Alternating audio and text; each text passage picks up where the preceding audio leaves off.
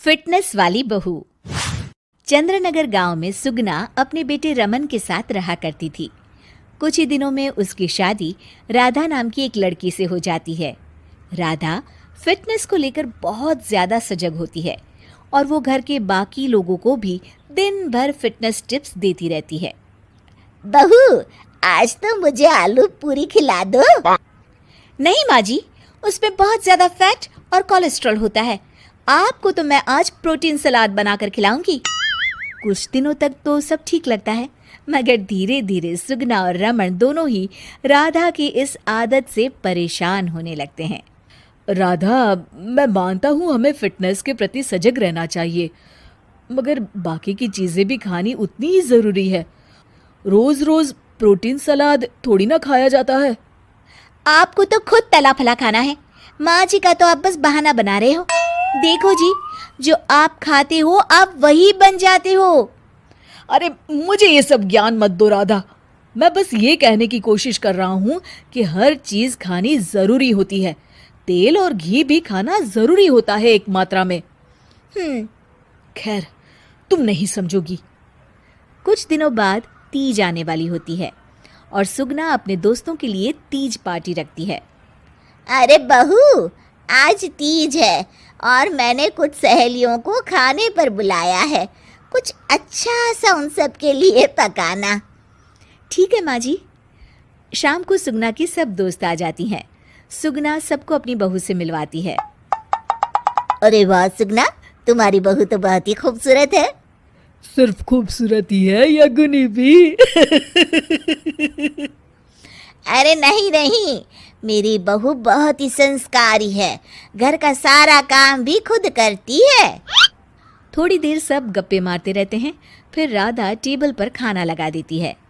खाना लगा दिया है मैंने, आप सब खा सकते हैं। सब लोग टेबल पर आते हैं। अरे ये सब क्या है? आंटी, ये पालक का सूप है और वो स्प्राउट सलाद। वो सब तो ठीक है बहू, मगर खाना कहाँ है? आंटी, यही खाना है, इससे हेल्थ भी बनी रहेगी और आप सबकी उम्र में तो यही खाना ठीक रहता है। हमारी उम्र मतलब? अरे हम कोई बुढ़िया थोड़ी ना हो गई हैं। अरे ओ सुगना, अगर खिलाना ही नहीं था तो हमको बुलाया ही क्यों? सब मूड खराब हो गया तीज के दिन, चलो यहाँ से। और ये सब बोलते हुए सब औरतें चली गई। अरे ऐसा क्यों किया राधा? मैंने बोला था ना कि कुछ अच्छा बनाना। तुम्हारे फिटनेस टिप्स हर जगह अच्छे नहीं लगते। आज तुम्हारी वजह से सब मुझे इतना सुना कर गई। जाओ, अब वो पालक सूप और सलाद खुद ही खाओ। उधर रमन भी राधा की इस आदत से बहुत परेशान हो जाता है, क्योंकि वो रोज उसके टिफिन में कोई ना कोई सलाद बनाकर देती और दाल देती। और एक शाम जब रमन ऑफिस से लौटता है तो अचानक गुस्से से आग बबूला हो जाता है। राधा, ओ राधा! आ रही हूँ, चिल्ला क्यों रहे हो? चिल्लाऊंगा ही ना, आज ऑफिस में मैं बेहोश हो गया था। अरे मगर क्यों? अरे तुम जो फिटनेस के नाम पर रोज ही सलाद और दाल देती हो ना, टिफिन में उससे मेरा पेट नहीं भरता और मुझे वीकनेस की वजह से चक्कर आ गए। मगर उसमें तो प्रोटीन होता है। हर चीज लिमिट में अच्छी लगती है राधा, चाहे वो फिर प्रोटीन ही क्यों ना हो। उसके अलावा भी सबकी मात्रा खाने में जानी चाहिए। मैं तो बस आप सबकी सेहत के लिए ये सब करती हूँ। अरे इतना भी मत करो, हमें खुला छोड़ दो थोड़ा। थोड़े दिनों बाद एक दिन जब सुगना मंदिर से लौटकर आ रही होती है तो अचानक से गिर जाती है और उसकी सब उंगलियां और हाथ पैर जोर से अकड़ जाते हैं। कुछ लोग मिलकर उसे घर छोड़ जाते हैं। घबराई हुई राधा तुरंत डॉक्टर को बुलाती है। डॉक्टर साहब, माँ जी को क्या हो गया है? इनका पूरा चेकअप करना होगा। वैसे तो मुझे लग रहा है कि इनको गठिया हुआ है, इतना तो पता चल रहा है।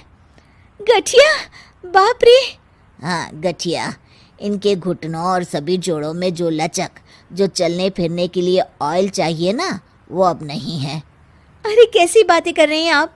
मैं तो इनकी सेहत का बहुत ख्याल रखती हूँ, रोज प्रोटीन सलाद खिलाती हूँ और सूप भी। मतलब ये बिल्कुल भी ऑयल या घी नहीं खाती? नहीं नहीं। अरे कैसी बातें कर रही हैं आप? खाने में एक मात्रा में घी या ऑयल का होना बहुत ही आवश्यक होता है। अगर वो पेट में नहीं जाएगा तो जोड़ों में जो ग्रीस होता है वो खत्म हो जाता है। ओह, ऐसा क्या डॉक्टर? माँ जी ठीक तो हो जाएंगी ना? हाँ हाँ, हो जाएगी।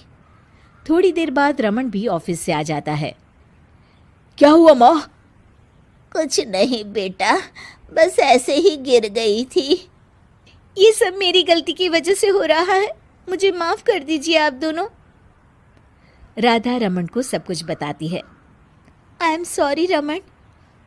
अति हर चीज की बुरी होती है राधा, इसलिए मैं तुमको बार बार बोला करता था। तुम्हारी फिटनेस के प्रति जागरूकता अच्छी लगती है, लेकिन शरीर में हर तरह की प्रोटीन जाना भी जरूरी है। जी, आप बिल्कुल सही कह रहे हैं, मुझे माफ़ कर दीजिए। मैं अपने हाई क्लास फ्रेंड के दिखावे और बहकावे में आ गई थी। मैं दोबारा ऐसा कभी नहीं करूँगी और माँ जी का ख्याल डाइट चार्ट के मुताबिक ही रखूँगी। ये हुई ना बात। अब मेरे लिए आज अपने हाथों से देशी घी के गर्मा गर्म आलू के पराठे बना दो, तो ही मैं माफ करूंगा तुम्हें।